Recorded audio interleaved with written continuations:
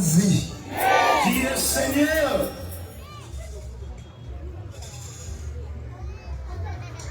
Nani mokonzi na biso? Qui est notre Seigneur? Nani mokonzi ya Congo? Qui est le Seigneur du Congo? Nani mokonzi na ngana yo? Qui est notre Seigneur? Tomekela Yesu maboko. Est-ce qu'on peut l'acclamer? Tokanga Yesu.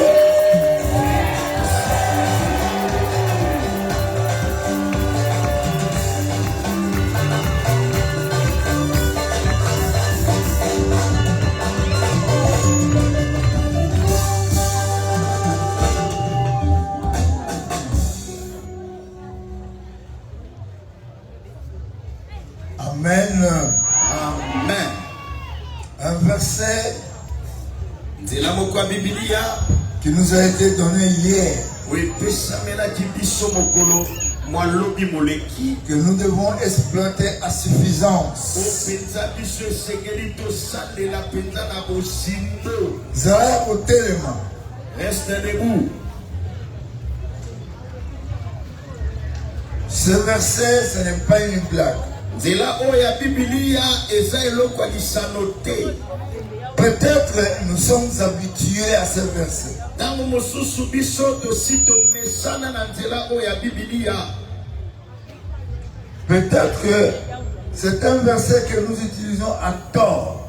Tango mosusu eza nzela ya Biblia otosalela kango penza lolenge longo banite.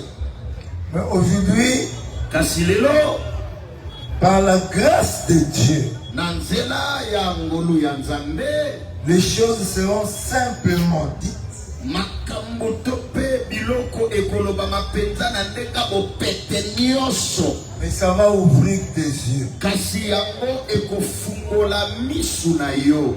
Avant de prêcher, Yambo na teya nous devons acclamer Jésus. esengeli na biso Acclame-le. Yesu. Acclame-le. Kala Yesu na boko. Amen. Amen. Je vais vous donner une révélation, Nakopesa bino emoniseli moko. mais ce n'est pas dans la prophétie. Kasi yango eza na kati ya lisakoli te. Regardez qui nous sommes. Bino botala banani biso tozali. Nous sommes les gens que Dieu a créés. Toza bato oyo Nzambe asala. Mais Dieu nous a fait le privilège Kasi nkolo apesa biso penza makambo ya malonga d'avoir Ngaba dans nos mains. ya kozwa ngamba na maboko na Mais biso. qu'est-ce que nous en faisons? Kasi biso tozala nango nini? Ça, c'est la question. Wana eza motuna. Qu'est-ce que j'ai fait de Ngaba Nini ngai nasali na ngaba que Dieu m'a donné? oyo Nzambe akopesa. Qu'est-ce que toi tu fais de Ngaba Nini yo pe ozosala en tant que mon collaborateur? lokola moto azosala elongo na Moi, je crois. nga nazondima Dieu doit nous réveiller. Nzambe esengeli alamwisa biso. Nous ne sommes pas là pour venir prier, Biso toza wana te kaka mpona mais nous kosambela. sommes là pour atteindre un but. Kasi biso toza wana mpo tokóma na esika moko. Facilement, Na pete dans les années passées, na bambula oyo elekani je faisais Ngaba doit changer. na bandaki kosala milulu oyo ya Mais ngaba cette toza. fois, je n'ai plus le moyen. Kasi mbala oyo nga naza Mais lisusu na j'ai dit à bakomi te. Dieu, Kasi nayebisaki on Nzambe va faire Ngaba doit changer. tokosala Comme dans les ngaba temps toza. passés. Lokola na On m'a batango demandé où est-ce qu'on aura l'argent. batuni nga tokozwa mbongo wapi. J'ai dit, les gens de Ngaba vont donner à Ngaba. Nga nalobi bato ya ngaba bakopesa na Et ngaba. Seigneur, Mpe nkolo ce Ngaba doit changer spirituellement, moralement, matériellement et financièrement. mpe nkolo ngaba oyo ekopongwana na oyo etali makanisi na oyo etali molimo mpe na oyo etali mbongo. Même moralement, un enfant de Ngaba ne peut pas se donner dans des bêtises. Kasi na oyo etali mpenza makanisi mwana ngaba oyekomipesa na oyo eza buzoba Il te. doit aimer son frère, Esengeli alinga ndeko na aimer ye, sa commune. alinga mpenza bisika oyo avandi.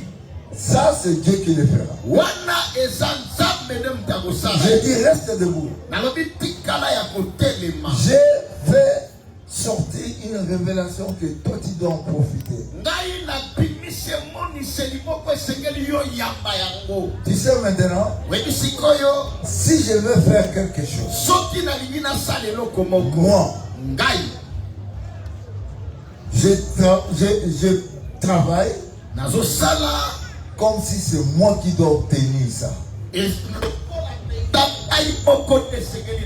Mes efforts à moi, je fais tout pour en avoir moi-même. Ça c'est dans le travail. Je ne faiblis pas. Je ne faiblis pas. Ça me regarde. Aller à l'école, ça me regarde. Étudier, ça me regarde. Je fais mon effort pour atteindre ça. Ça dépend de moi. Deuxième chose. Maintenant, lorsque je prie, je prie comme si tout dépendait de Dieu.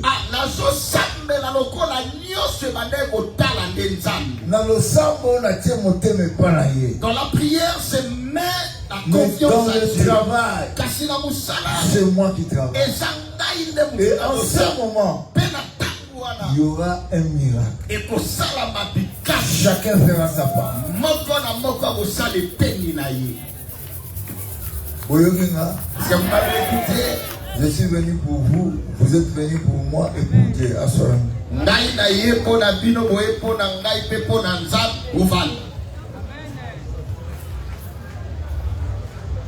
Est-ce qu'on peut acclamer pour lui parce qu'il est présent? Nous recommençons.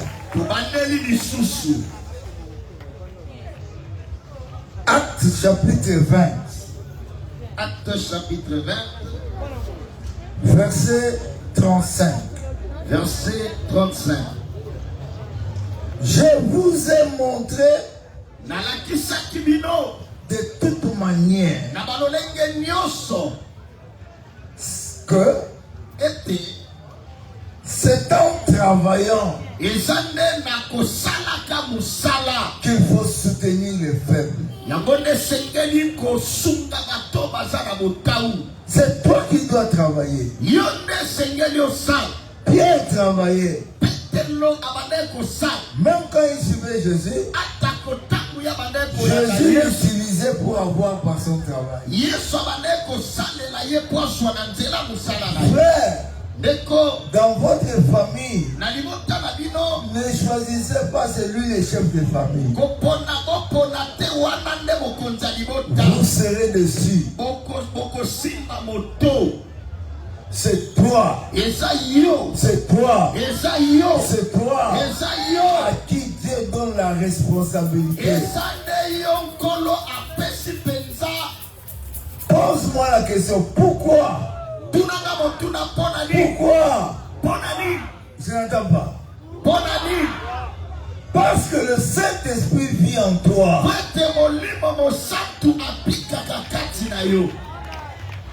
Le Saint-Esprit vit en toi pour faire le miracle. La honte, ce n'est pas une couronne.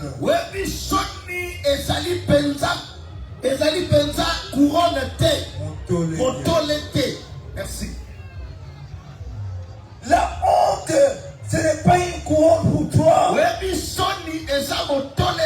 Mais la honte peut se déplacer, quitter ta vie et ailleurs. C'est par le travail. Il y a quelqu'un. Donc, je vais l'appeler quelqu'un. Parce qu'il entre dans les gens.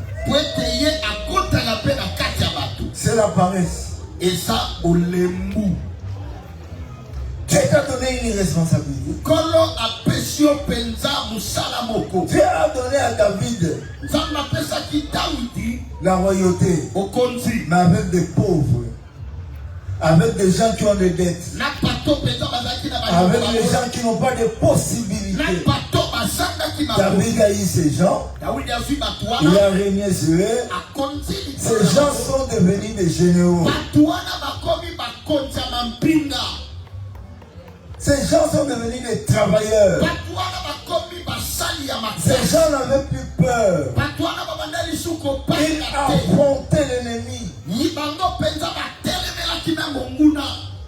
Je vais faire tout. Pour te faire quoi? C'est par le travail que tu seras ennobli. Sans le travail, tu auras la honte. Tes enfants auront honte. Ils iront à l'école. Ils vivront la honte. Parce que toi tu ne travailles pas. Et que eux ne travaillent pas.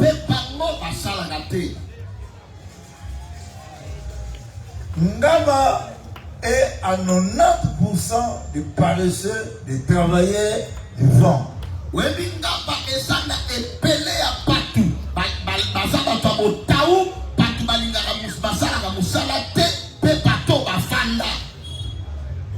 quand je vois, je regarde la photo de mon père.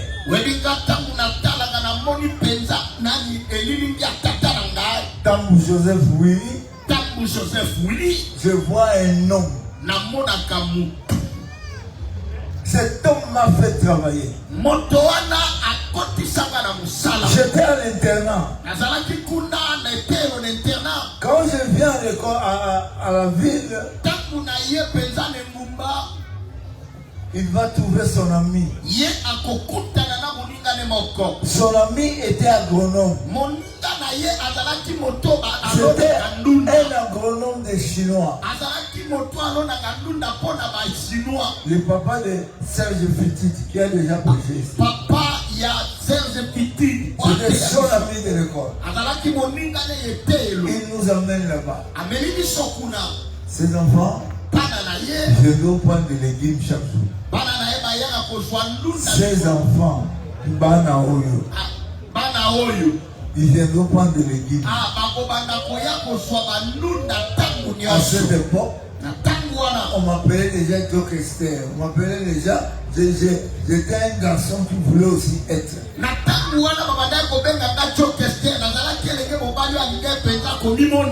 Maintenant, prendre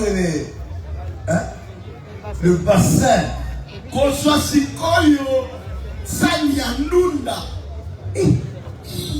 Vous quittez là-bas chez les Chinois en ville. Et vous venez avec à la cité. Les gens vous voient. C'était une honte. Mais parce que papa était là. Pendant tous les vacances. J'ai travaillé. À la fin, quand vous terminez, vous allez au marché. On achète les restes. À la fin, il vous appelle. Montrez votre argent. Il dit, ce n'est pas mon argent. Est-ce que tu m'écoutes? Ndaba! Papa la vino ya Ndaba zoteya. Votre père de Ndaba est en train de prier. Moi je crois que dans le jour à venir, le développement commencera en ces lieux. Ignace, cet argent t'appartient. Ignace, Mongo Oyo et Zayayo. Beaucoup d'argent. 20 000. Achetez ce que vous voulez. Achetez vos cahiers. Achetez tout. Moi je suis allé acheter les cahiers tout. Mes amis tout. À cette époque-là, il y avait un soulier qui est sorti Goudi. C'est pas tout le monde qui pouvait acheter. Je suis allé, c'était 7 000. J'ai acheté ça. Alléluia. Amen. Quand je suis allé à l'école, Les gens me trouvaient riche. Les gens parlaient de mes parents. Mon habillement était différent. Mais c'est par mon travail. Mon papa m'a poussé à travailler.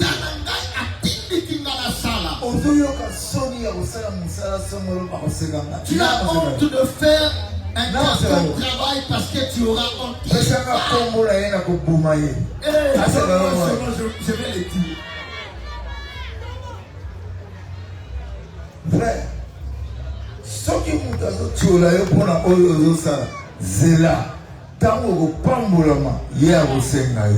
frère, si quelqu'un est en train de te critiquer à cause de ce que tu es en train de faire, attends jusqu'à ce que tu seras béni. La honte n'est pas une chaînette. Soni ezali mayakate. La honte n'est pas une chaînette. Soni ezali mayakate. Si je fais ça, on va se moquer de moi. Soni na sali yango bakosekangai. Si je mets les histoires à la cherche l'argent. Luka travaille. Sala. Pour la gloire de Dieu. Ne reste plus dans l'oisiveté. Fais quelque chose. Ta tête, c'est la tête de Dieu. Que ta tête te pousse à faire quelque chose.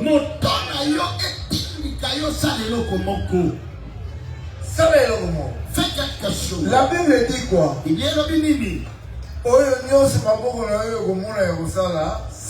Tout ce que te main trouve de bon à faire, fais-le. Et le Dieu de paix sera. Nous sommes là pour chasser le mauvais esprit qui s'appelle paresse. C'est lui qui nous bloque. Et la honte est en nous. Tu es malade, même la spirine, tu ne peux pas acheter.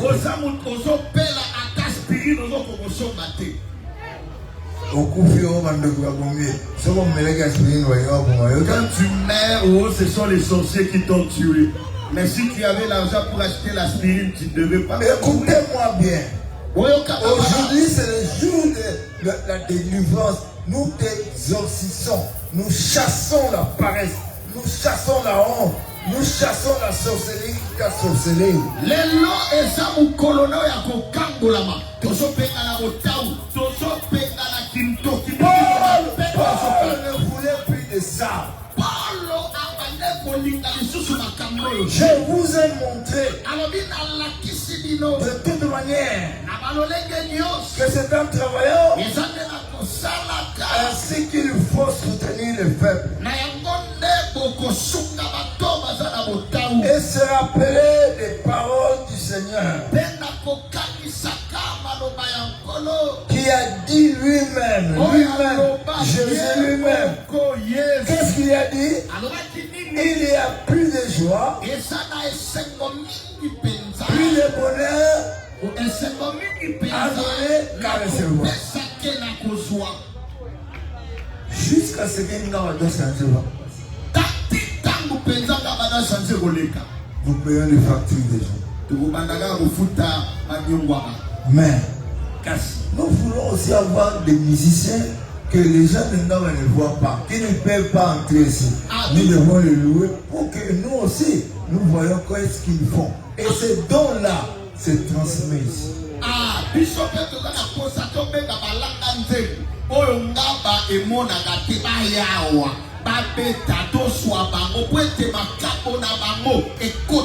Et les autres awa. Rentre dans ces lieux.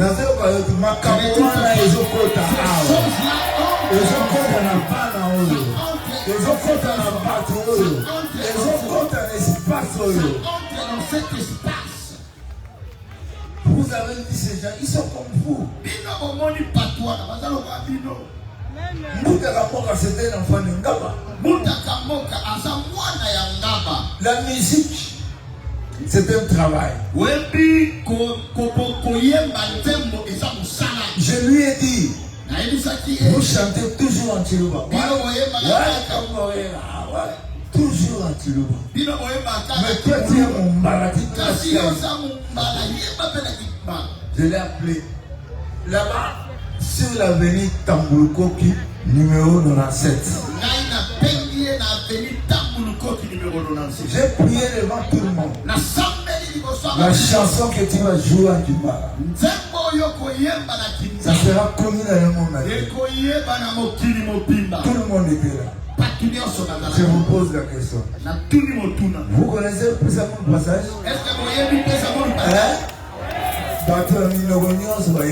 Les gens de toute langue le chantent. C'est le travail. Tu le fais, Dieu te bénit. Tu le fais, Dieu te rejoint. L'art est un travail qui tient le cœur de Dieu et des hommes. Musique canadienne. Ça vient de ta tête. Tu traduis ça. Et Dieu vient mettre son esprit. Ça s'explose. Ça s'explose. Dis à haute voix, j'ai compris. Tu as compris quoi? Qui a plus de joie. Mais tu vas donner quoi si tu ne travailles pas?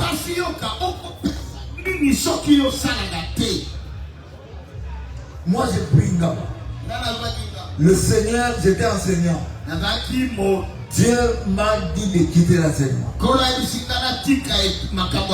Le peu d'argent que j'avais, j'ai commencé à faire des gâteaux.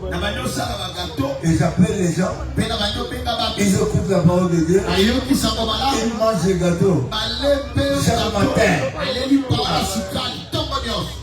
Des kikwiti. Jusqu'au rond-point. À Kimbulu, là-bas. Tout le monde venait avec des gobelets. Chaque matin. Je prépare du thé. Je achète des sacs de farine. On commence à faire des gaufres. En attendant, la parole se répand. Voici les résultats. C'est avec l'argent. C'est avec l'argent. L'argent d'un pauvre enseignant. Maintenant, j'ai dit à Dieu. Les gens se moquent de moi. Les gens disent que j'ai quitté l'enseignement pour venir chercher l'argent. J'ai dit à Dieu, je ne toucherai pas un seul franc de cet argent.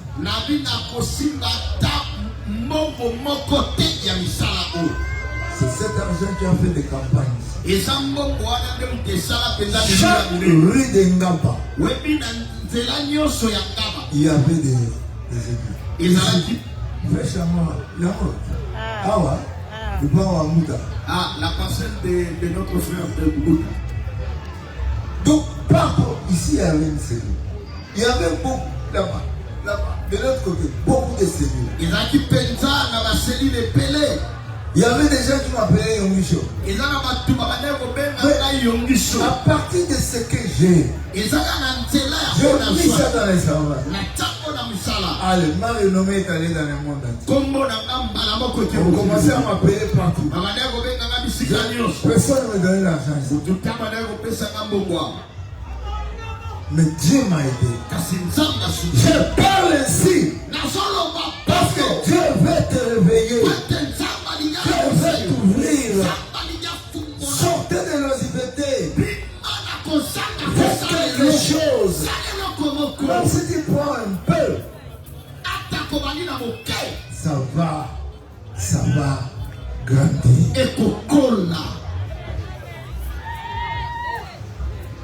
Petit à petit, l'oiseau fait quoi?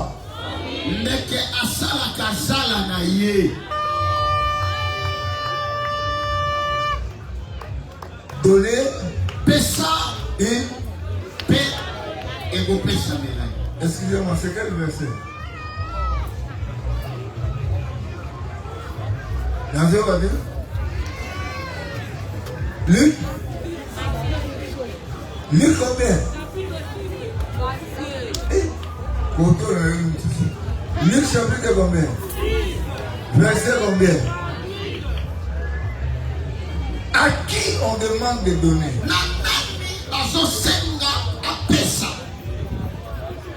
Je ne vois pas. Non. À qui on demande de donner? Le diable est très sage. La sagesse diabolique. Au moins, le pasteur a sagesse par une nuance. Il a réuni beaucoup de personnes pour avoir de l'argent. Mon est c'est déjà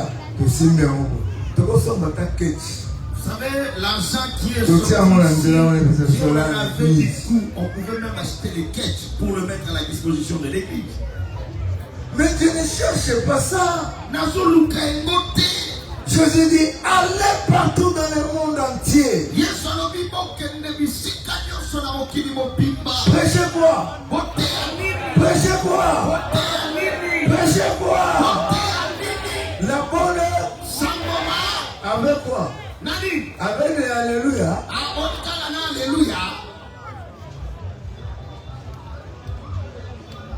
Je suis ici en train de prêcher la parole.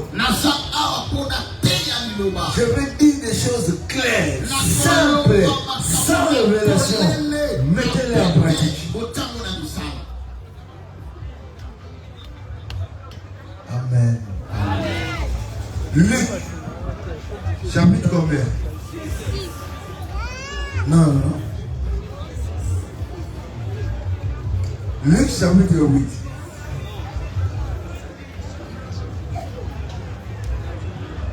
N'est-ce pas? Luc chapitre 8. Mon frère le dit non. Bien. Qu'est-ce qu'il y a là-dedans?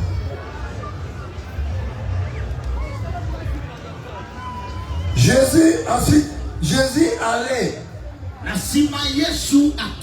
de ville en ville, de village en village. Dites à votre voix, prêchant et annonçant la bonne nouvelle du royaume de Dieu. Ce n'est pas ce que je fais maintenant. Est-ce que ce n'est pas ce que je fais maintenant. Ce n'est pas ce que je fais maintenant. Les 12 étaient avec lui. Et quelques femmes qui avaient été guéries d'esprits malins.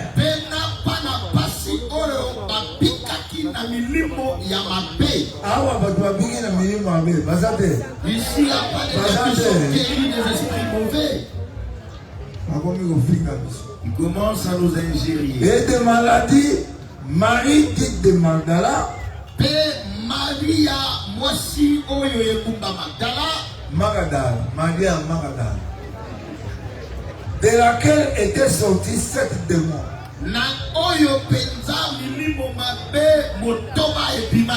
Jeune femme de Kouza. Intendant d'Hérode.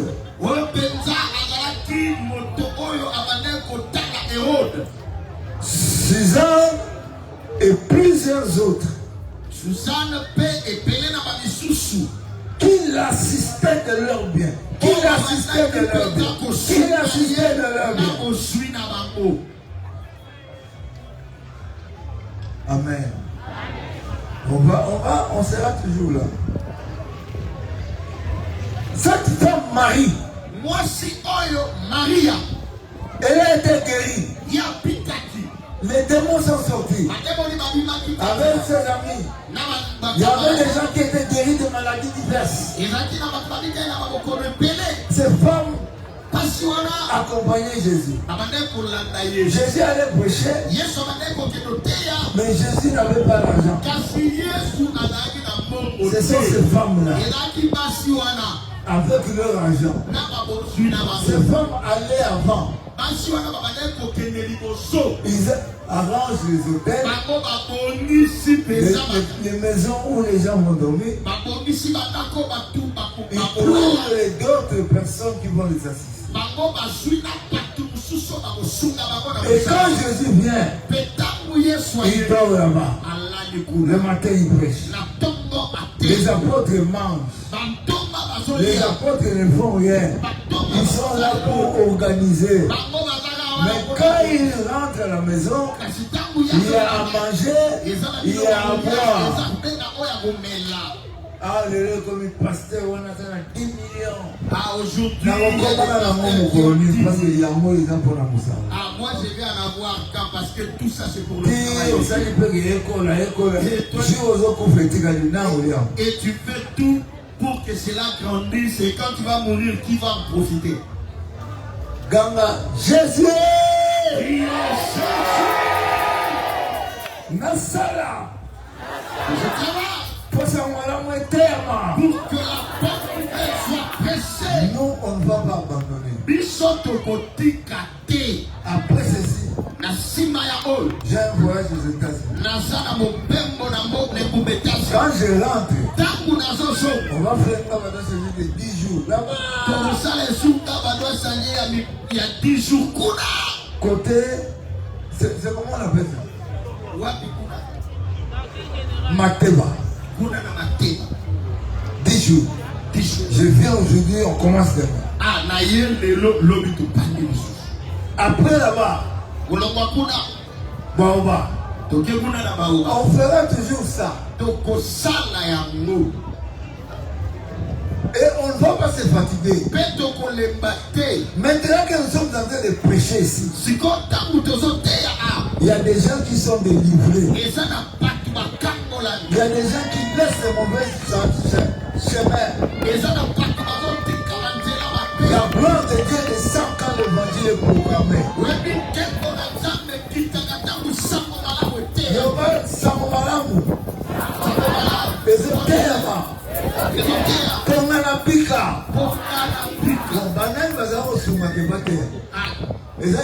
Quels sont ces gens pour que la bonne nouvelle se presse? C'était qui? C'était les femmes et les hommes. Je te pose la question. Est-ce que Banda de l'eau, au bout ça a transformé? À partir d'aujourd'hui, ça a transformé. Les gens disent qu'il y a ça beaucoup d'argent. Je vais montrer ça. Je n'ai pas. Même si on met les listes de gens, il y a mon nom, il faut dire. Ce que j'ai hier, j'ai dit que le musicien joue ici. Là, c'est mon argent propre. Boyeba yango mukolo akobosa na yo te na libota na yo te ata yo olali nzambe akozala fidèle akofuta nyongo na libota na yo.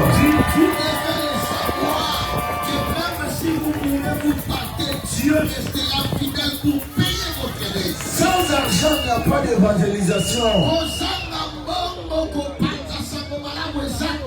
L'église, donnez à Dieu le peu que vous avez. Église, soutenez Dieu par vos dîmes et vos offrandes. Pensez aux orphelins dans vos familles.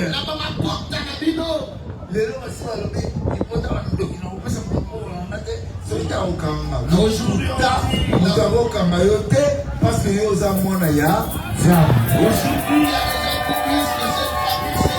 des sorciers. Je ne peux pas donner mon argent. Or, toi, tu ne sais pas qu'on ne peut pas te bloquer parce que tu es l'enfant de Dieu. Parce que tu soutiens le faible. Vous avez de l'argent. Donnez à ce travail. Ce travail, c'est un travail utile. Un sorcier peut être converti ici, il lâche la famille est bénie. Mais personne ne saura que c'est son argent qui est entré. Mais Dieu le sait. Et Dieu est fidèle. Dieu te guérira. Dieu te sauvera. Dieu te changera. La miséricorde de Dieu tombera sur toi. Réveillez-vous pour soutenir l'œuvre que nous faisons maintenant.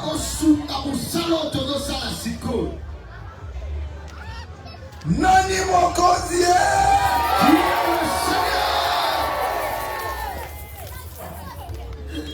Moi, je suis un homme, je vis avec tout le monde. Il y a beaucoup de gens, quand vous leur dites, venez en Gaba, ils disent non. Venez là-bas, venez en ville.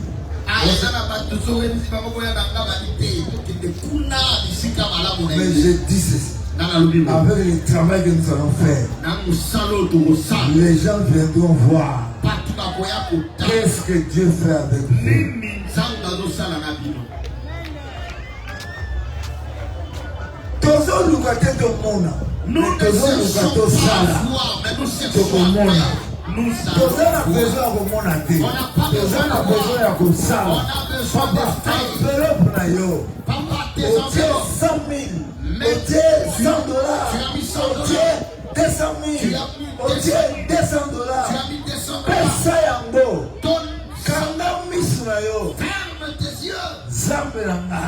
Nous mon Dieu,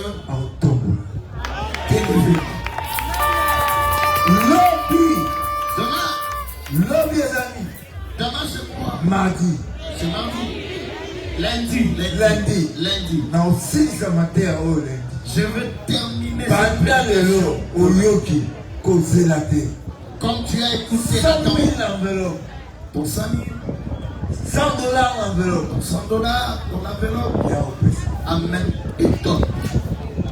Le Dieu que nous servons n'est pas pauvre. Et ça n'a pas besoin qui s'y pose en monde. Pour avoir de l'argent, tu n'en as pas besoin. Je vais maintenant parler d'une chose et j'arrête parce que demain nous sommes là.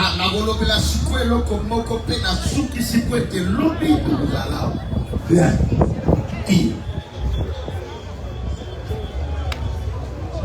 Une grande foule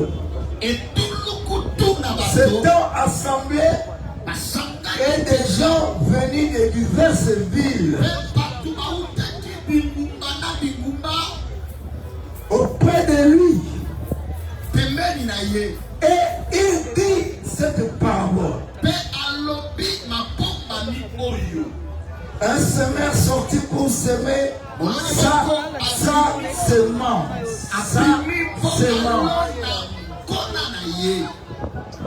Comme il semait, une partie de la semence tomba le long des chemins.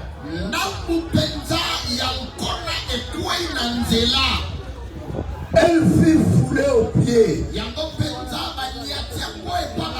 Et les oiseaux du ciel la mangeaient. Une autre partie tomba sur les rocs. Quand il fut levé,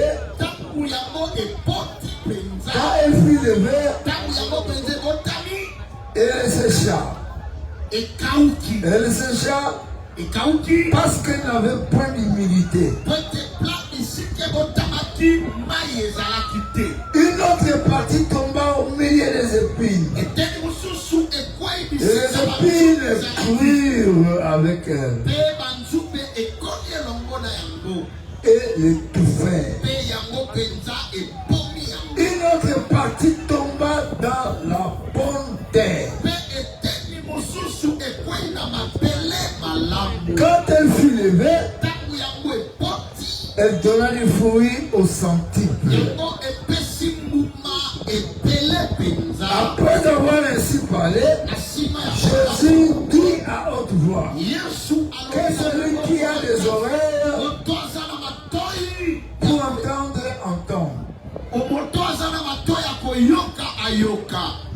La signification, je vais répondre ça. Il répondit, Il vous a été donné de connaître le mystère du royaume de Dieu. Mais pour les autres, cela leur est dit en parabole. Afin qu'en voyant, ils ne voient pas. Qu'en entendant, ils ne comprennent point. Voici ce que signifie cette parabole. La semence, c'est la parole de Dieu. Et ceux qui sont le long des chemins, c'est ceux qui entendent, puis le diable vient et enlève de leur cœur la parole.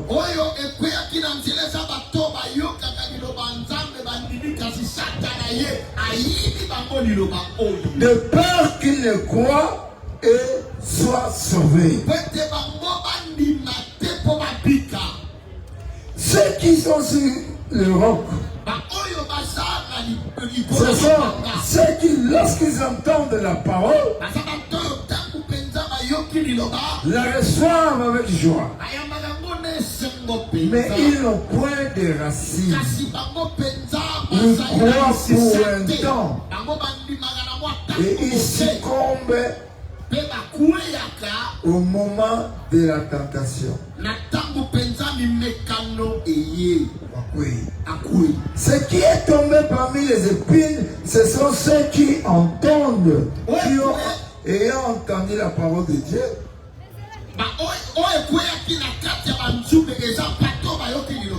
s'en vont et la laissent étouffer par les soucis.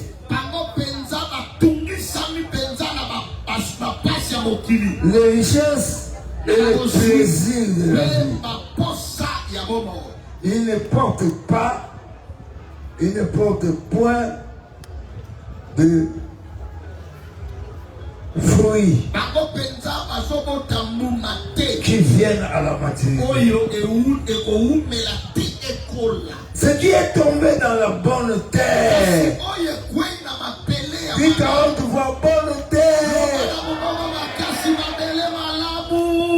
ce sont ceux qui ont entendu la parole avec un cœur honnête. Bon. Et bon.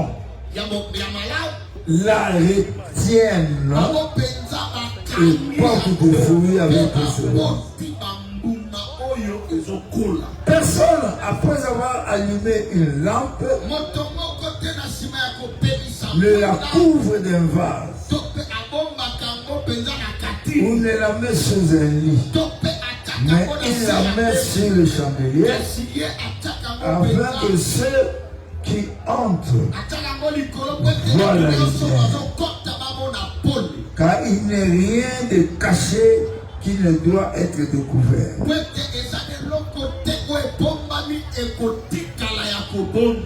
Rien de secret ne doit être connu et mis au jour.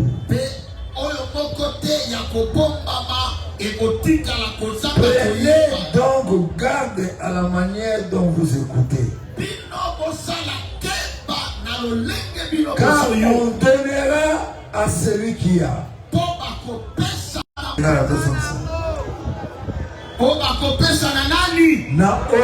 À celui qui en a. Mais à celui qui n'a pas, on notera même ce qu'il a, ce qu'il croit avoir.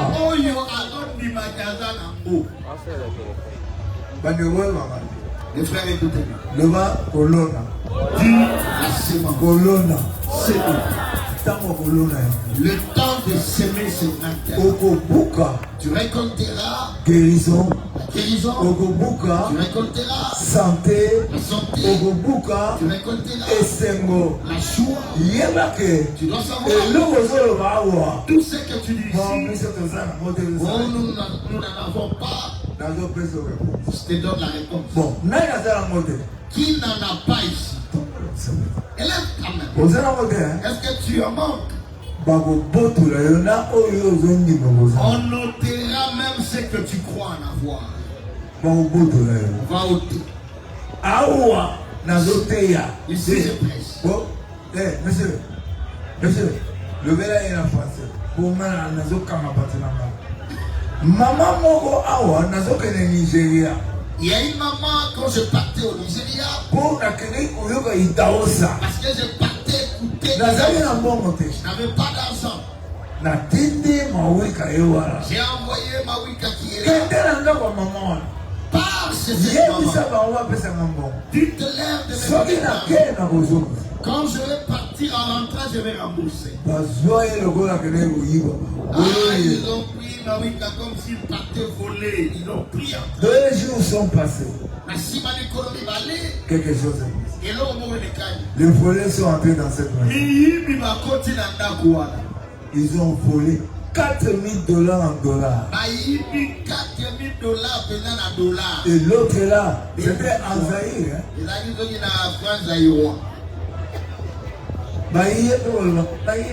Il vient parler, on nous a volé aussi. Est-ce que moi je mets l'argent? Bien aimé. Il y a des choses que vous devez croire, gober, parce que moi je vous l'ai dit. C'est moi qui ai mis ma vie dans le mains du Seigneur. Gaba doit changer au nom de Jésus. C'est par vos semences. Donnez le moyen à cet homme de prêcher la parole. J'étais enseignant. J'ai vu la vision comme ça. Un homme est entré avec les yeux.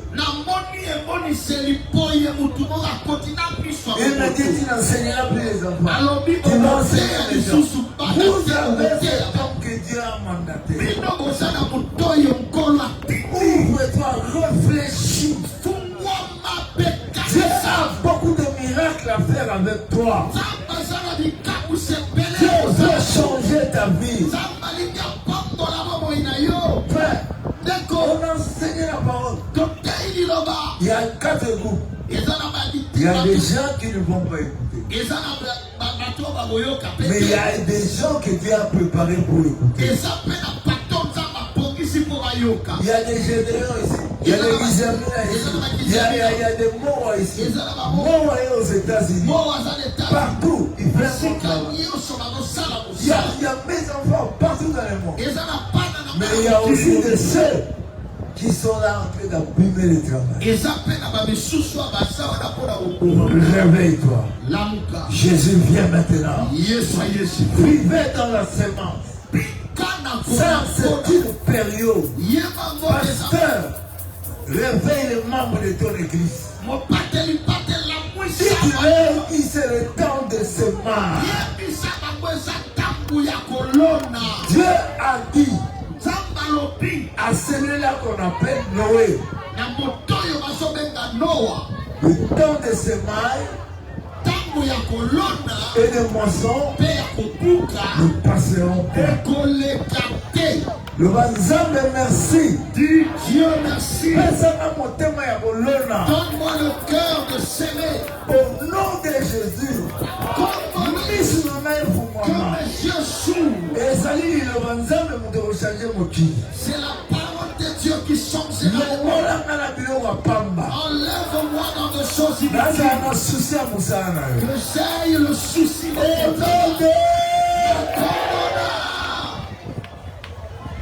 merci Seigneur. Tu as donné cette parole. Que ton peuple sorte de l'ignorance. Moi et ma maison, Seigneur, nous sommes dans ces champs. Moi et mes enfants spirituels, nous sommes dans ces champs.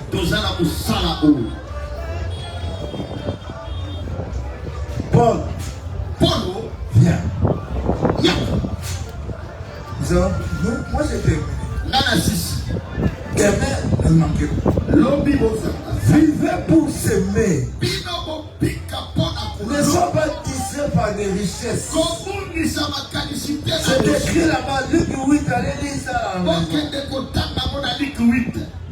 Dieu dit, ces gens-là étaient là pour faciliter l'évangélisation.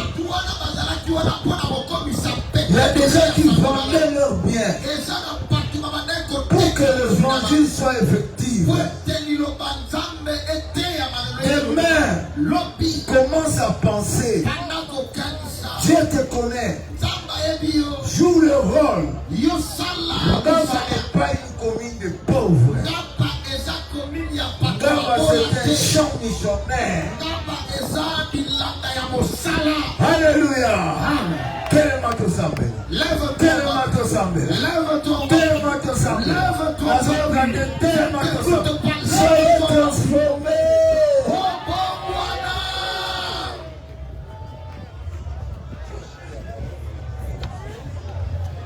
Lève la main s'il vous plaît. Père notre Dieu, tu nous as enseigné ta parole ce soir. Que cette parole te met dans nos cœurs.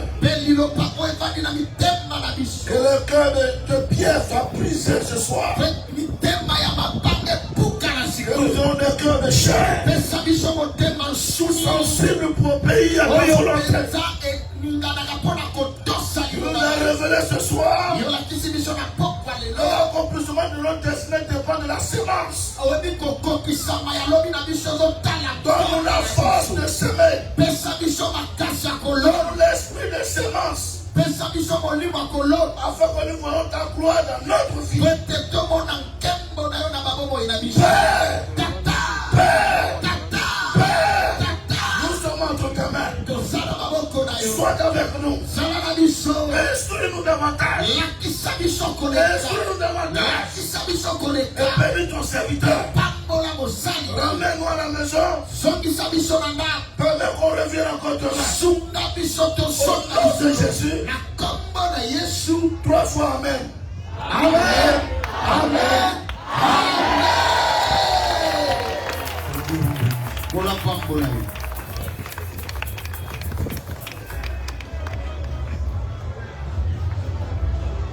Amen. Bandeko mabolingo. Est-ce que vous êtes dans la joie? Vous n'êtes plus comme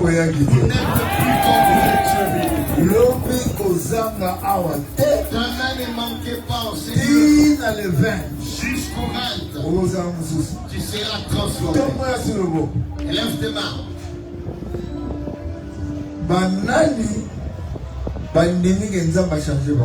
Qui ont cru que l'Éternel les a changés. Demain, prends ton enveloppe. Tu as 100 000 francs. Mais 100 000. Tu as $200. $100. Mais quelque chose plus que ce que tu as déjà donné. Le Dieu de miracle va se manifester dans sa vie. Prends cette main-là. Mais je dis, fais ça. La main droite là. Merci Seigneur. Impose-la partout où tu iras un mal.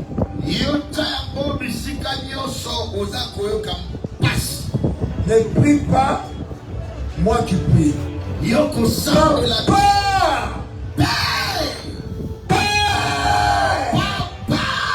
de miracles, le Dieu d'Élie.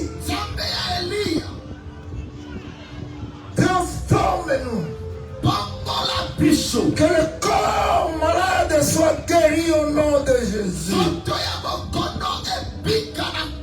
Que l'esprit d'envoûtement lâche nos vies au nom de Jésus. Bénis nos travaux. Bénis nos travaux plutôt. Transforme-nous. Donne-nous le cœur de lion qui n'abandonne pas, qui avance toujours. Donne-nous l'esprit de colère, de prendre ce que nous voulons. Ce qui est devant moi est à moi. La prospérité est à moi. La guérison est à moi. Là où ils ont touché, que la chaleur vienne. Que la froideur vienne, que la fraîcheur vienne, que quelque chose commence à se déplacer là où ils ont touché. Que les yeux commencent à voir, que le cœur ralentisse, le coup dur.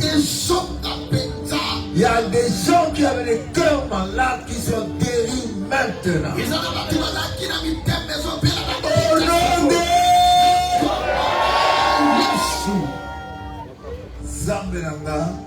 Que mon Dieu vous bénisse. Et partez pas. Nous attendons quelqu'un.